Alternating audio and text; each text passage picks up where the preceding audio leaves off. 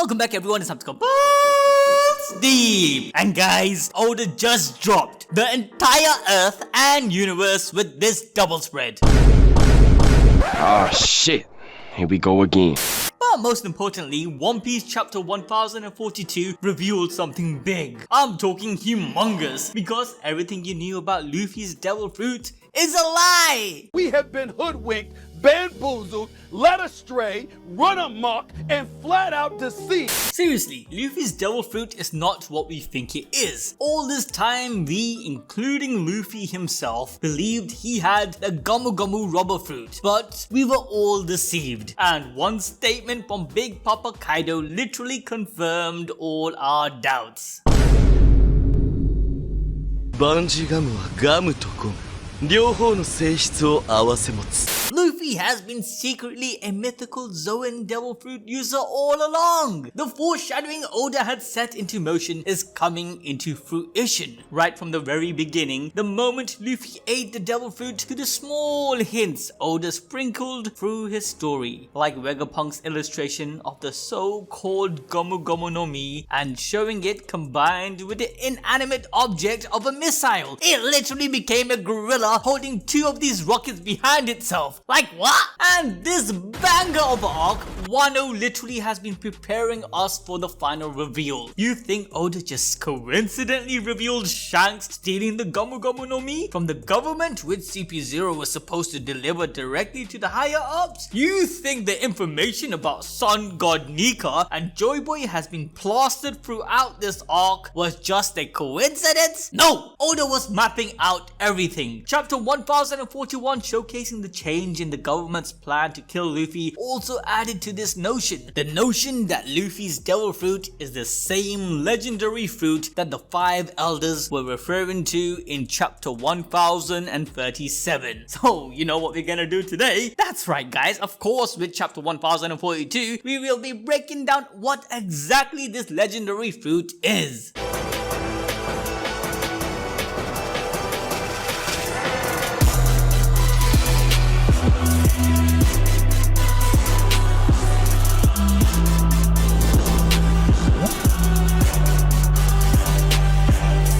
Okay, so we start the chapter on the first level of the castle interior basement. We're continuing on from chapter 1041. The CP0 boss has finally put Izo down after fighting a 2 vs 1 battle against him. Sadly for him, his partner Maha is also down for the count. But before he could continue his mission to capture Nico Robin, Bossman CP0 received a new official order directly from the 5 elders to eliminate our boy Monkey D. Luffy. Like gosh dang, this even shocks him as he doesn't want to intervene in Kaido's battle and already believed that Luffy will more than likely just die at his hands. So what's the point? However, it's explained that this order is actually meant to prevent the worst case scenario from happening, meaning Luffy being alive in effect will bring that scenario into play. And even though this scenario is from a rumor and hearsay, they can't take any chances. And guys, this ties in perfectly to chapter 1037 where the 5 elders discuss a specific legendary devil fruit that shocked the world government to the point of changing its name and hiding its true identity for centuries. Now you guys might be thinking, why is it so important and how would changing the name of a fruit make any difference? Well, in chapter 385 we learn that no one knows the name or what a specific devil fruit can do until it's eaten. However, there are some fruits that are recorded in an encyclopedia and are given names. One of the recorded fruit is the gomu no mi. In chapter 1, Shanks was the one to tell Luffy the name of this fruit, instantly giving Luffy an idea of what it is. However, this also limited Luffy into thinking he only gained the power of rubber and the ability to stretch, meaning the title of a fruit is important because the user will end up believing in it and what it is limited to, so that's why the name is important. Also, it prevents people from seeking it. Like imagine Marco's devil fruit was called a pineapple fruit that will turn you into a pineapple and the the only power you will have is to shoot pines and shit. Like, come on, I doubt you will want to eat it on purpose. But coming back to the topic, Luffy's death order is very likely to be tied with his fruit and Shanks' warning. Yes, a lot of you guys might not know, but the timeline of the current storyline is, well, kind of unique. What I mean is that the events of Wano is actually happening whilst the reverie, I can't say that. I can't say it, alright guys, I'm sorry. I tried, alright? Anyways, the reverie was happening, and it's likely that in chapter 1037, during the conversation of the five elders, Shanks made his entrance, which we did see in chapter 907. This would explain the sudden change in tone between the five elders, from the casual "this year's reverie is simply a curse" to them acting so surprised and saying, "Oh my god, no, not that fruit, oh no." Alright, let me try to sound like them, okay? Alright, now let's move away from that embarrassment. Just as the lanterns flies, we zoom all the way back to the roof of Onigashima, where Luffy vs Kaido is still raging on. Luffy, now in his Gear 4th Snake Man form, is hitting Kaido continuously with his Hydra high-speed punches. Kaido actually finds it difficult to deal with these attacks, where he blocks one but 3 more hits him right after. However, Luffy starts panting because, as we know, Gear 4th only lasts 5 minutes. This is a tough matchup for Luffy, as Kaido is a tank, just like Big Mom, and keeps taking hits over and over again, showing little loss in stamina. But this is where we come to the juicy bits, because Kaido is shocked at the trajectory of Luffy's attack, as he is able to curve his hands at whim. He questions how it's impossible for Luffy to do this, considering the nature of rubber, which very question brings us to the theory the community has been cooking up for weeks. But first, let me explain what Kaido is on about. Although rubber is very elastic and flexible, when it's in motion, it can't move outside of the trajectory it's set on. Like, give it a try for yourself. Stretch a rubber band and see it snap back. Once the retraction is set in motion, it shouldn't be able to change its movement. However, Luffy somehow is doing exactly this. Using his balls day prediction hockey that he learned from his fight against Katakuri, he is foreseeing Kaido's movements, and mid-attack is moving in ways outside of the laws of rubber. This is where we come to the theory that Luffy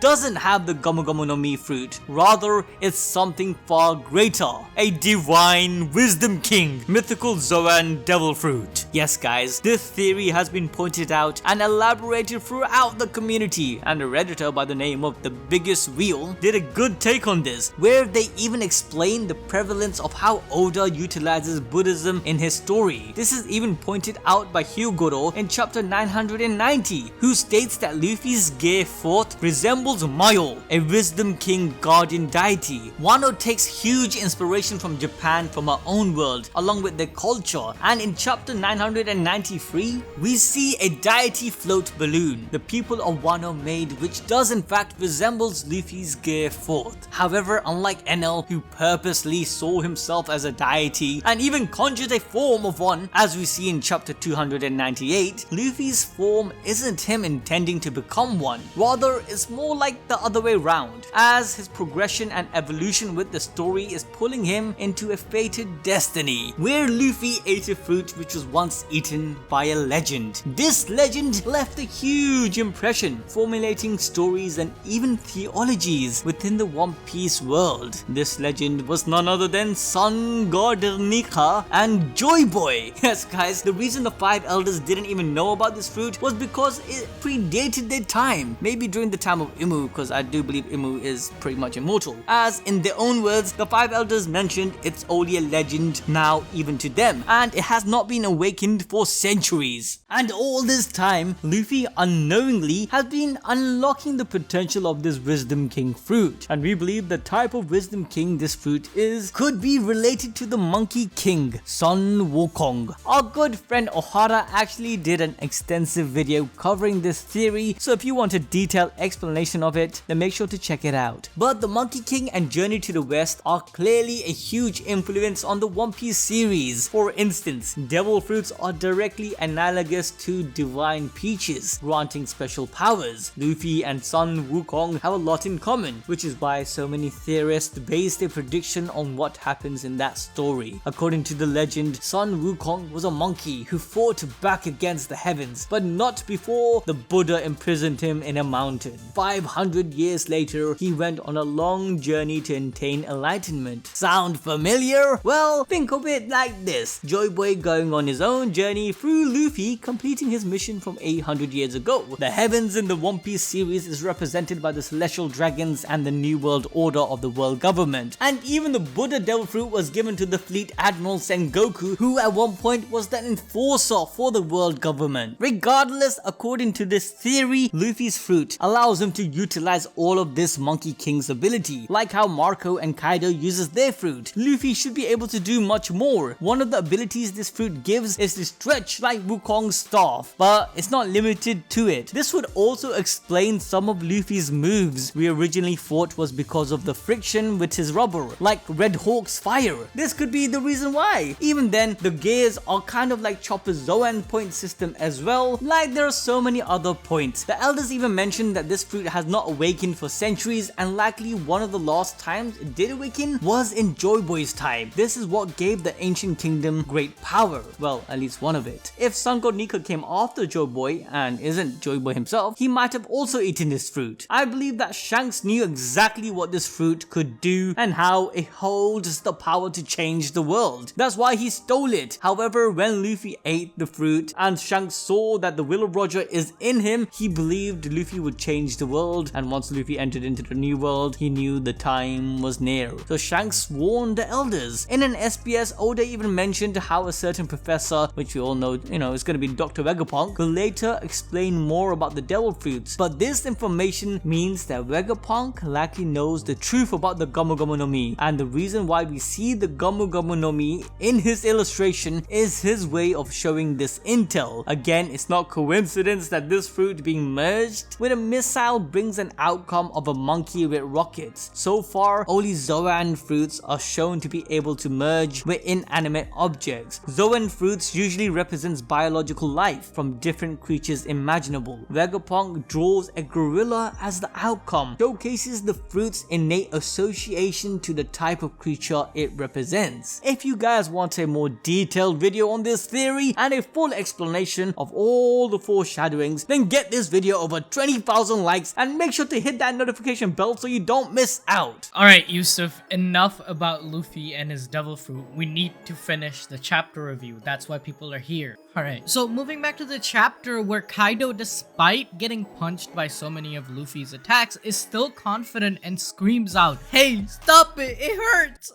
He then gets fed up and enters his most overpowered form yet, the flirty drunk mode. Luffy punches him in the face, but Kaido just winks at him with puckered lips with all I can describe is a sexy face. Yeah, I'm not joking. That's literally what he does. Alright, so Luffy gets pissed off even more as he's laying down everything he has. The fate of an entire country, his crew hangs in the balance, and Kaido is just drunk and just messing about. But before Luffy can do anything, Kaido claims that he can also see the future just like Luffy, and this doesn't really come as a surprise as, being the world's strongest creature, of course Kaido knows advanced observation haki and futures. But it is telling that now Kaido is taking this fight very seriously and giving it his all, even if he seems drunk and goofy. Kaido leaps at high speed and escapes the range of Luffy's punches. Kaido then says that he will imitate Luffy and changes into his dragon form, stretching his body just like Luffy moves his arms, where he can change the direction of the arm super quick while in Gear 4. Kaido then changes his form once more, entering his Nushubito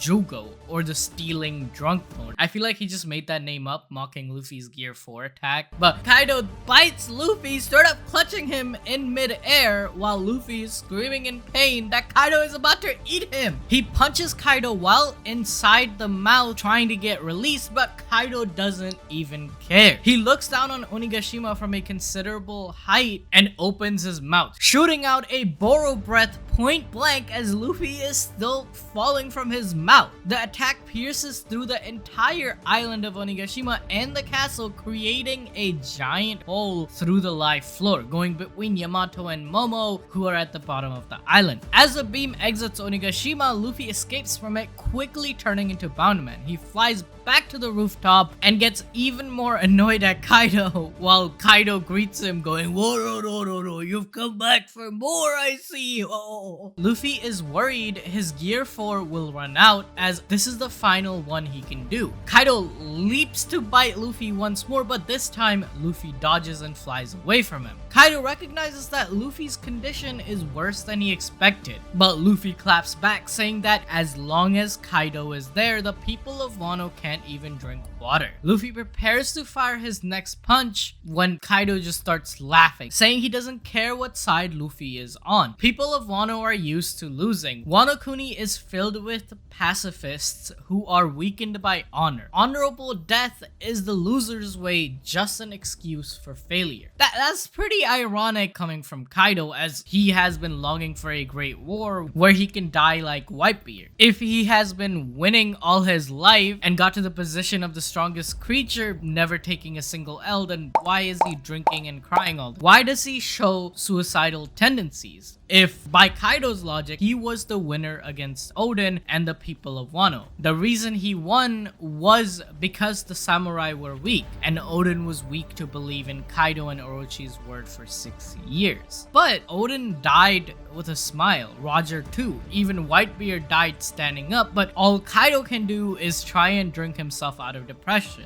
He's truly suffering from success, I guess. So why isn't he happy if all he's been doing is winning? Luffy tells him to shut up. The samurais are strong. They stayed in the prisons of Udon, survived eating scraps in Ibisu and Okobore town for 20 years, believing in Togi's word that the dawn would arrive. They aren't weak. Kaido continues saying that the samurai are only pretending to be strong. Winners don't need excuses, and asks Luffy which one is he, while he prepares another Boro breath, but this time Luffy strikes first, hitting Kaido with his Over-Kong gun, or the Supreme Monkey King gun. He hits Kaido's jaw, stopping the Boro breath, which then explodes inside Kaido's own mouth. Kaido falls to the ground as Luffy rushes to attack him again. He needs to continue attacking as Gear 4 has almost run out. Kaido, back in his hybrid form, strikes Luffy with his Horai Hake, or the Thunder Cannon Bagua, which seems to be the stronger form of the Thunder Bagua.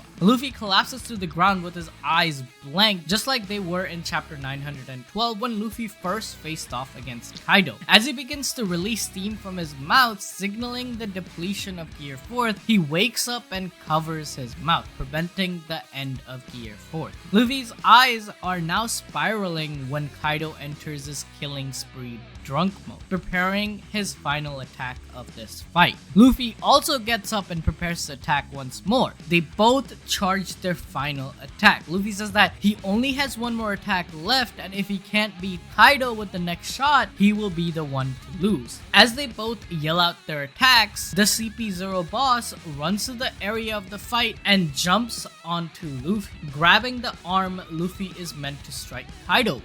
Luffy is of course shocked as he has been caught off guard, and Kaido is surprised too and upset at the CP0 boss's appearance, but he can't stop his attack. Kaido continues to charge against Luffy while the memories of his fight against Oden 20 years ago flood Kaido's mind. Luffy's face is the same as Oden's when they were both tricked. Kaido smashes onto Luffy with his Kanabo using the full force of his Conqueror's Haki, basically flattening Luffy's body. Being held down by the CP0 boss, Luffy can't defend himself. The boss moves away just in time to avoid the blow, as Kaido's face is nothing but of heartbreak and shock. Luffy is bleeding a ton while the narrator claims that their emotions are mixed. The CP0 boss had just ended his entire career because Kaido is mad. He had been longing for a fight like this since Oden, and once more he cannot have his glorious victory. He speaks about how there are no excuses for victories when both of the times he has won a tough fight, it was due to interference.